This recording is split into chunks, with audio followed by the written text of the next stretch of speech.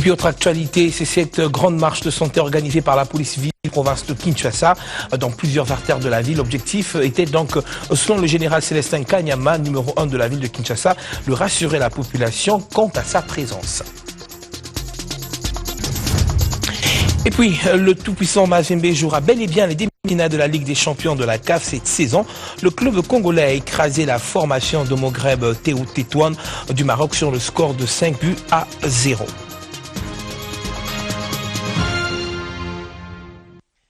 L'édition du week-end, bienvenue à tous. D'abord, c'est ce week-end que s'est clôturée la journée de communication et d'information à l'intention des secrétaires généraux et directeurs de l'administration publique. 2 jours durant, les participations à ces assises ont ensemble réfléchi sur les différentes stratégies à mettre sur pied pour relever tous les défis qui se présentent dans ce secteur. Il faudrait doter donc la RDC d'un appareil administratif digne d'un État en pleine émergence.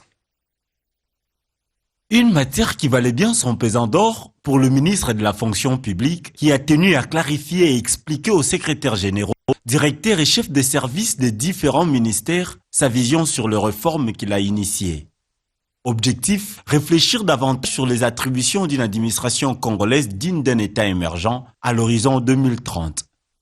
Tâche ardue, certes, Jean-Claude Kibala compte relever ce défi en vue de doter la RDC d'un appareil administratif redynamisé et modernisé.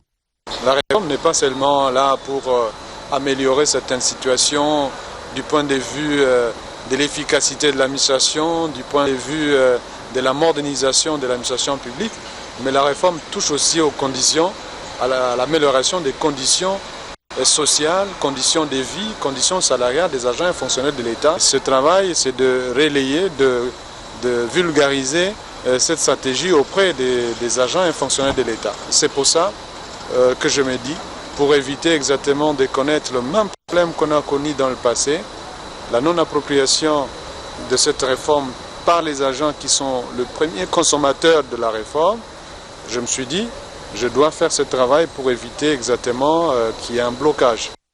Plusieurs sujets sont passés au peine fin pour pallier les contraintes auxquelles sont confrontées les réformes en cours. Aussi, résoudre le blocage au processus de la mise à la retraite de 200 000 fonctionnaires faute de recrutement de nouvelles unités. Et entre-temps, le syndicat international de la réforme de l'administration publique a tenu une assemblée générale de clarification à l'intention de ses délégués des administrations centrales. Au menu des échanges, l'analyse des dernières décisions du ministre de la fonction publique sur le processus de la réforme de l'administration que le CIRAP souhaite d'ailleurs respectueuse des textes légaux. Je vous propose ici de suivre le président de ce mouvement, Paul Yapaï, des propos recueillis par Constantin Tamboué. La carrière de l'agent et fonctionnaire ne sera pas en péril. Toute personne qui a un numéro matricule, qui travaille dans une administration, il doit savoir d'abord que c'est un agent de l'administration publique et non l'agent d'un ministère. Donc il peut être partout dans toutes les administrations de la République s'il veut bien travailler au sein de l'administration publique. Où la vision de la réforme, ce n'est pas de mettre les gens à la retraite d'une façon cascade ou d'une façon massive. On risque de perdre même l'expertise en question au sein de l'administration publique. Autre chose, sachez que les États africains devraient parler le même langage, du moins c'est ce que pensent les participations qui se sont réunies ce samedi dans la salle Fatima. Nous sommes donc là dans la commune de la Gombe, une initiative du collectif pour les États-Unis d'Afrique. Au-delà des clivages géographiques, l'Afrique serait bien plus forte si tous les Africains parvenaient à se mettre d'accord sur certains points d'intérêt commun. Les États-Unis d'Afrique, maintenant pourquoi et comment? Le thème choisi par l'initiateur du collectif pour les États-Unis d'Afrique, Emmanuel Lukusa. Une initiative qui concerne d'abord les États africains dans le cadre de la sensibilisation des Africains à être capables de parler comme une seule voix. C'est dans cette grande conférence panafricaine que l'initiateur salue la mémoire de pères du panafricanisme tels que Patrice Emery Lumumba, Barthélemy Boganda, Kwame Nkrumah. Vous conviendrez avec moi que le sujet pour lequel nous abordons aujourd'hui n'est pas un sujet qui date de maintenant, mais c'est un sujet qui a commencé depuis la nuit de temps. Et Ça fait un siècle aujourd'hui que le débat idéologique a été fait autour du concept du panafricanisme et des États-Unis d'Afrique. Une conférence dans laquelle les étudiants, les membres de la presse, les professeurs et politiques ont rehaussé de leur présence. Emmanuel Lokusa, prophète de son État, croit à la destinée prophétique de l'homme noir. Nous disons en tant qu'hommes d'église, nous devons chercher le bien-être de nos populations. Nous ne sommes pas là pour prêcher seulement qu'il faut aller au ciel, mais avant d'aller au ciel, nous sommes sur la terre. Il faut que nos enfants aillent à l'école, il faut que nos enfants puissent avoir la santé. Donc tout ça, ce sont des éléments qui nous motivent d'ailleurs plus en tant qu'hommes d'église à avoir la compassion, à ne pas craindre les risques ou quoi que ce soit. Parce que lorsque Dieu vous donne une mission, vous n'avez plus à craindre quoi que ce soit, mais vous voyez l'accomplissement de la vision que Dieu vous a donnée. Plusieurs sujets étaient à l'ordre du jour lors du Conseil des ministres du gouvernement provincial de la ville de Kinshasa. D'abord la rentrée scolaire, la prise en charge des élèves qui nous ont distingués, mais également lors du concours national de dictée et les félicitations du gouvernement provincial à la lauréate de l'examen d'État édition 2014-2015. Autre sujet évoqué était également le lancement des travaux de réhabilitation de l'avenue Kulumba. On écoute à ce sujet Thérèse Olenga, porte-parole du gouvernement provincial. Dans le secteur de l'éducation, son Excellence, Monsieur le gouverneur de la ville de Kinshasa, ainsi que l'exécutif provincial félicite et remercie les parents qui, prenant la mesure de leurs responsabilités, ont conduit leurs enfants à l'école dès le lundi 7 septembre 2015. La même gratitude est adressée à tous les enseignants, sans oublier les gestionnaires qui également ont signé leur présence. Dans le même contexte, le Conseil rappelle à tous que l'uniforme officiel demeure le bleu et blanc sur toute l'étendue de la ville de Kinshasa. De même, l'exécutif provincial attire l'attention des gestionnaires qu'aucun élève ne peut être privé des enseignements pour cause de non-paiement des frais. En cas de problème, les parents sont invités à se rapprocher des autorités scolaires pour trouver des voies de règlement. Par ailleurs, fiers des résultats obtenus par les élèves quinois au concours national de dictée édition 2015, tout en réitérant ses félicitations aux 4 lauréates du concours et conformément à sa promesse faite, son Excellence, Monsieur le gouverneur, la ville vient de mettre à disposition les moyens nécessaires pour la prise en charge de leurs frais de scolarité.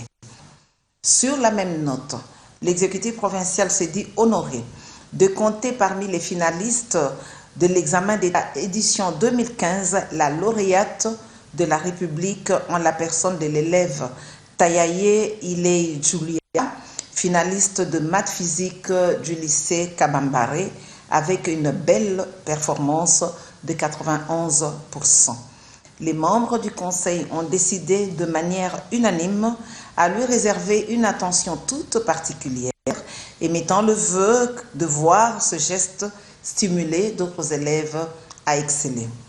Le Conseil porte à la connaissance du public qu'en date du 30 août 2015, son Excellence Monsieur le gouverneur de la ville a lancé les travaux de réhabilitation de l'avenue Kulumba sur le tronçon compris entre le pont Swenge et l'avenue Pelende.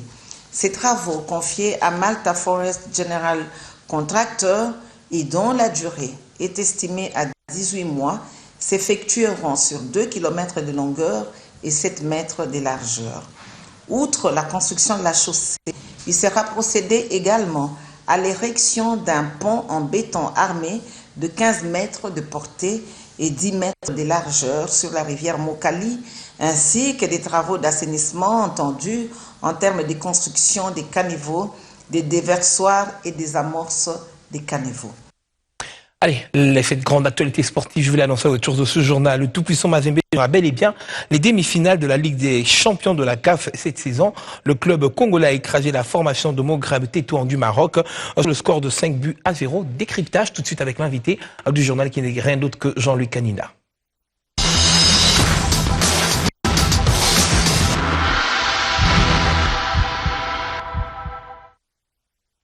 Jean-Louis, bonsoir et bienvenue.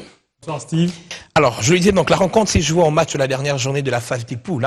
De cette compétition, les Congolais se sont qualifiés. Il fallait forcément qu'ils arrachent cette victoire. Elle était impérative, c'était la victoire ou rien, parce qu'un match nul ferait tomber le TP Mazembe, puisque de l'autre côté, du côté d'Alexandrie, le SMOA a été tenu en échec par Al Hilal, un but partout. Et si ici il y avait le match nul, Mazembe serait tombé comme troisième et Morgab Tétouan et Al Hilal seraient qualifiés. Alors la défaite, ça allait empirer les choses, mais les Corbeaux ont volé très haut cet après-midi, donc ils sont dans le ciel du football africain. Voilà. Est-ce qu'on pouvait quand même s'attendre à cette rencontre, à ce match? Oui, il fallait s'y attendre ce score, parce que Mazembe est une grande équipe. La preuve, c'est que c'est pour la 5e année consécutive que cette équipe arrive en demi-finale. Donc, ce n'est pas le fruit du hasard. Elle est habituée aux demi-finales, donc elle est habituée au dernier carré. Alors, c'est un problème peut-être psychologique parce que Mazembe a été très timoré depuis le début de cette compétition. Après des matchs nuls, après des matchs difficiles, mais la performance, c'est que aussi Mazembe n'a encaissé qu'un but en 6 matchs. Donc, c'est-à-dire que cette défense est bien cotée, malgré l'absence de Joël Kimoa qui est le capitaine. Une cohésion, quand même, c'est quand même voilà, sentir dans l'équipe, elle existe, elle est là, ouais. Mais cette étincelle qui fait démarrer les choses manquait. Alors, ce soir, on a retrouvé le Mazembe qu'on a toujours connu. Très bien. Alors, il faudrait quand même dire, Jean-Louis, c'est à la 12e minute que le premier but est intervenu de Samata. Est-ce que déjà, ces 12e minutes, leurs adversaires se sont déjà sentis en danger? C'était déjà un bon point de départ. Oui, Mazembe a l'habitude de jouer avec les Maghrébins. Patrice Carteron même avait dit à ses joueurs qu'il fallait rentabiliser le premier quart d'heure. Et on a chose qu'ils ont fait. Chose qu'ils ont fait. 11e, 12e, c'est Bouana Ali Samata qui a tout débloqué après la déviation d'un défenseur marocain dans son propre but. Donc, ils ont respecté les consignes du coach parce que ça met l'adversaire en insécurité. Lorsqu'on sait qu'on joue face à un adversaire comme Mazembe, qu'on encaisse trop tôt, en tout cas, l'équipe adverse est aux abois. Donc, respect de la consigne de la part des joueurs. Ils ont été très réceptifs. Alors, ils ont quand même fait preuve d'une technicité, vous l'avez dit. Oui. Est-ce qu'on a quand même pu remarquer un certain faille qu'il faudrait peut-être corriger pour la suite du championnat? Aujourd'hui, on n'a pas vu de grandes failles. Kidiab a été impeccable dans ses buts.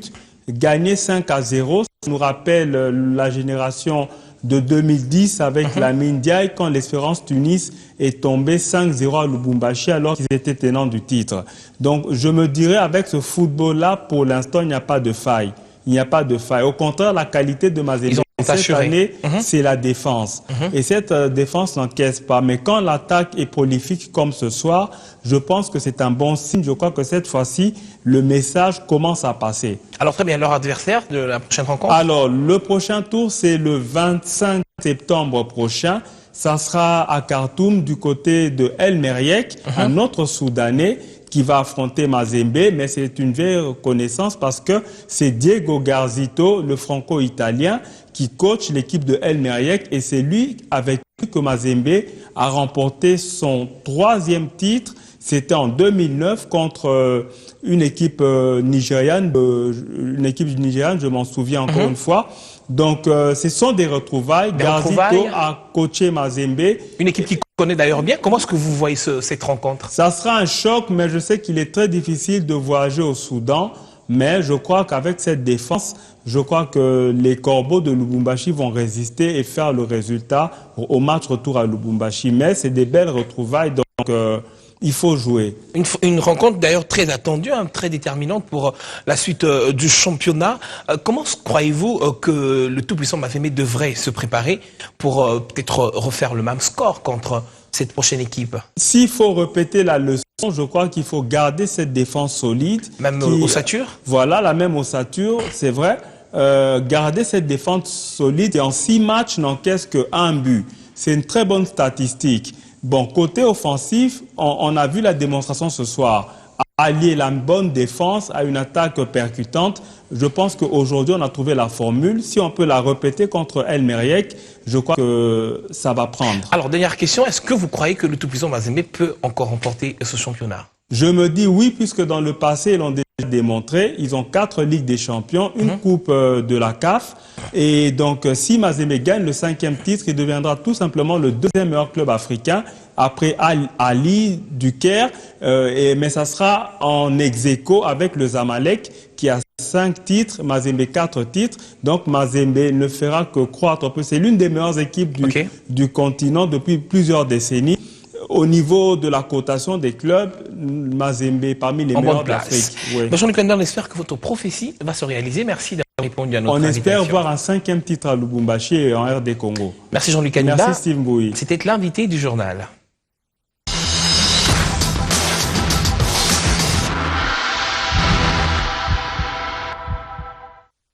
Voirie urbaine dans la ville de Butembo, les travaux sur la rue Kinshasa et ambiance appelée boulevard Denis Paluku avancent à grands pas. Il faudrait le dire, sur la Kinshasa, les ouvriers s'attellent aux différents travaux de drainage des eaux, tandis que sur le boulevard Denis Paluku, l'heure est à présent à l'asphaltage. Rue Kinshasa et boulevard Denis Paluku, ce sont ces deux axes qui sont en pleine réhabilitation, ici en ville de Butembo, par le gouvernement provincial du Nord Kivu. Si sur le boulevard Denis Paluku, la rue est totalement stabilisée et prête à recevoir l'asphalte, la rue Kinshasa, ce sont les travaux de drainage des eaux qui avancent à pas de géant. Un vrai motif de satisfaction pour l'ingénieur Siki Kambale. À construire des galons qui consistent à faire passer les eaux sous la chaussée jusqu'à l'exutoire. Alors, juste après l'assainissement, nous allons procéder au rechargement de la rue Kinshasa par la latérite. À Butembo, les habitants saluent les travaux qui s'exécutent sur les différentes rues de la ville. Je l'encourage vraiment de continuer, que de ne pas se décourager avec les paroles des habitants ou soit des opposants, mais vraiment je l'encourage. Je demande au gouvernement provincial d'accélérer avec le travail. La première chose est que nous saluons ces travaux de réhabilitation de la voirie urbaine de Butembo et nous pensons que ces travaux soient finis comme ils ont été prévus. Dans quelques heures, le boulevard Denis Paluku recevra de l'asphalte qui sera posé officiellement par le gouverneur Paluku en mission de travail ici en ville de Butembo, car tout est fait prêt. Je vous le disais, cette grande marche de santé organisée ce week-end par la police ville-province de Kinshasa dans plusieurs terres de la capitale. L'objectif était, selon le général Célestin Kanyama, numéro 1 de la ville de Kinshasa, de rassurer la population quant à sa présence par rapport à la sécurité dans la ville de Kinshasa. On l'écoute.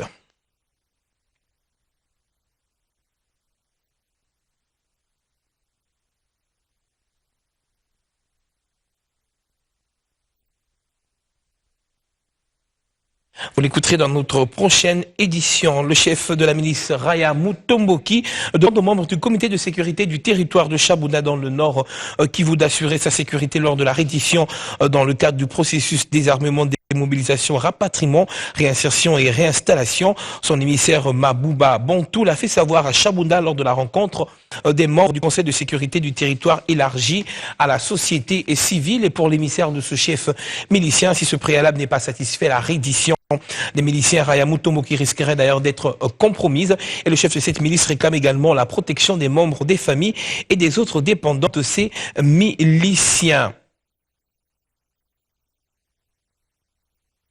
En santé, sachez qu'on estime à près de 20 à 30% le taux des femmes en période d'activité génitale touchées par le myome, une pathologie à la base de certains problèmes dans santé, également victimes certains quinois, des complications parmi lesquelles d'ailleurs l'infertilité et les règles abondantes et douloureuses. Vous êtes certainement nombreux à vous poser des questions non seulement sur les causes mais aussi la prise en charge médicale de cette maladie gynécologique.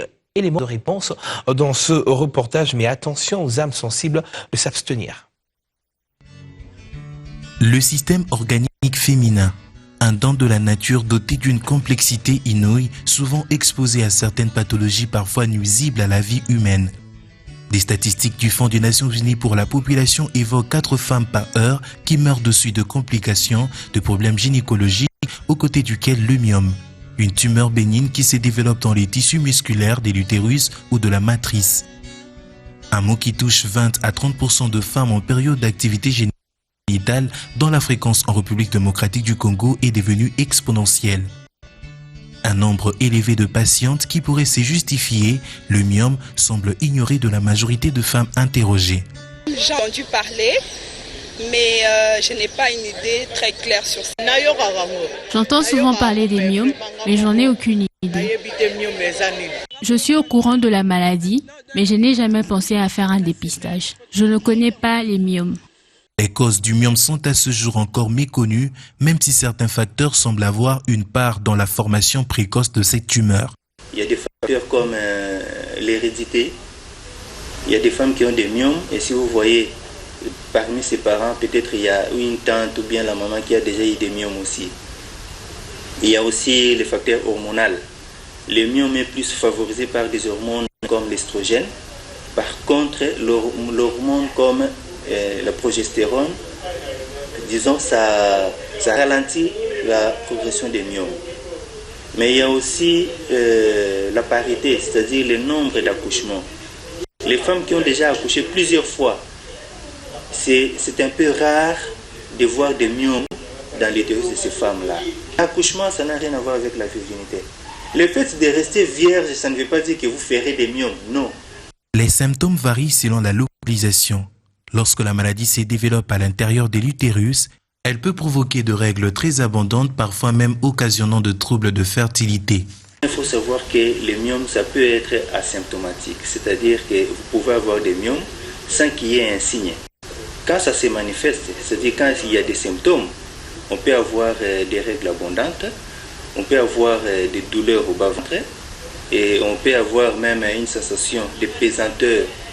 Donc la femme va sentir comme s'il y a une masse dans son bas-ventre. Tout comme ça peut se manifester par des douleurs abdominales. Mais seulement il faut savoir aussi que quand on a des myomes très volumineux, ça peut comprimer les organes voisins et donner d'autres complications et donner aussi d'autres signes. Comme par exemple, quand les gros myomes compriment la vessie, ça peut donner une pollakiurie. Pollakiurie, ça veut dire que vous urinez plusieurs fois. Une anomalie qui constitue un vrai calvaire pour les victimes, à l'instar de Lydie, qui a souffert de cette pathologie pendant près de 2 ans.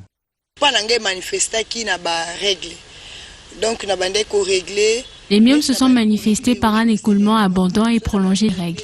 La durée normale est de 4 jours, mais quand tu as de myome, tu peux aller jusqu'à 1 semaine. Il m'arrivait d'utiliser 20 serviettes hygiéniques par période de menstruation. Et c'est lors de ma consultation auprès du médecin qui a détecté un myome. Grâce à une opération chirurgicale, que j'ai été soulagée. Et mon médecin m'a demandé de concevoir afin d'avoir un bébé. Il est donc conseillé aux femmes de se faire consulter 1 fois par an et de passer un test échographique pour se faire dépister d'une éventuelle ou non atteinte de myome utérin. Voilà, un conseil donc à prendre. Je vous le disais à l'ouverture de ce journal, la méga star du hip-hop français, La Fouine était sous les feux de la rampe, tout feu, tout flamme. Ce vendredi au Théâtre Verdure, il s'est produit dans le cadre du Festival international des Francopholies de Kinshasa, un public show, un artiste scénique avec un répertoire de taille.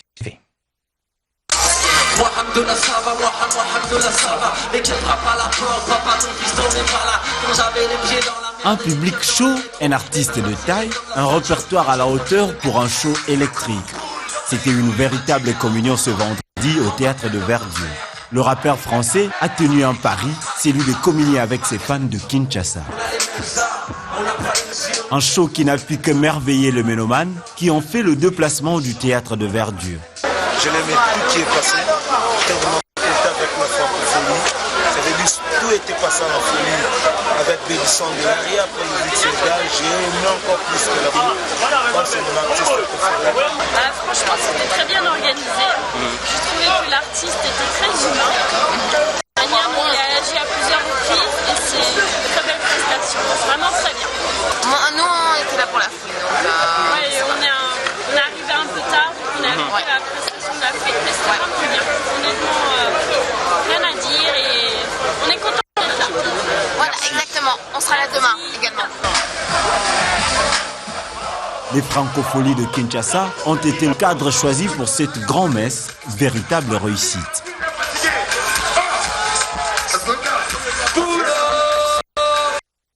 Et pour boucler ce journal, sachez qu'entre-temps, tout à l'heure, donc déjà au Théâtre de Verdure, un autre artiste hip-hop qui sera sur scène. Il s'agit de Soprano, il livrera également un concert toujours dans le cadre du Festival des Francophonies de Kinshasa. Vous pouvez donc accourir. Fin de ce journal. Merci à vous de l'avoir suivi. Clin d'œil particulier à tous ceux qui nous suivent dans le Haut-Ogooué au Gabon.